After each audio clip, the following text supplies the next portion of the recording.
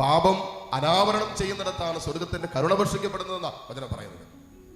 1 യോഹന്നാൻ 1:7-9 വചനമൊക്കെ കൂട്ടി വായിക്കുമ്പോൾ അവിടെ എഴുതി വെച്ചിരുന്നു, നീ പാപങ്ങൾ ഏറ്റുപറയാൻ തയ്യാറാണെങ്കിൽ കർത്താവ് നീതിമാനും വിശ്വസ്തനുമാകിയാൽ സകല പാപങ്ങളിൽ നിന്നെ ശുദ്ധീകരിക്കും. സുഭാഷിതങ്ങളുടെ പുസ്തകങ്ങൾ എഴുതി വെച്ചിരിക്കുന്നത്, നീ പാപങ്ങൾ ഏറ്റുപറയാൻ തയ്യാറാണെങ്കിൽ കർത്താവ് നിന്നോട് കരുണ കാണിക്കുമെന്നാണ്.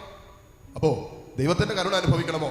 അതിന് നമ്മൾ നൊവേനകൾ കഴിച്ചത് കൊണ്ടോ അല്ലെങ്കിൽ നമ്മൾ വിചാരിക്കുന്ന രീതിയിലുള്ള ആത്മീയ ശുശ്രൂഷകൾ ചെയ്ത് അതിലൂടെ ഫലം അനുഭവിക്കാൻ പറ്റുമെന്ന് ചിന്തിക്കുന്നുണ്ട് അർത്ഥമില്ല. മറിച്ച് ദൈവം എന്താണ് പറഞ്ഞു വെച്ചിരിക്കുന്നത്? സ്വർഗത്തിന്റെ കരുണ അനുഭവിക്കുവാൻ ദൈവം എന്താണ് പറഞ്ഞു വെച്ചിരിക്കുന്നത്? അതിനൊറ്റ മാനദണ്ഡമേ ഉള്ളൂ, പാപത്തെ ഉപേക്ഷിക്കുക, ദൈവസ്നേഹത്തെ പ്രതി നമ്മുടെ ജീവിതത്തെ ക്രമപ്പെടുത്തുക. അവിടെ മാത്രമാണ് ദൈവത്തിന്റെ കരുണ വർഷിക്കുന്നത്.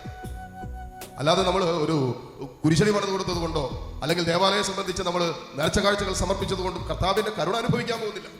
സ്വർഗത്തിന്റെ കരുണ അനുഭവിക്കുന്നത് നമ്മൾ പാപം ഏറ്റുപറയുന്നിടത്താണ്.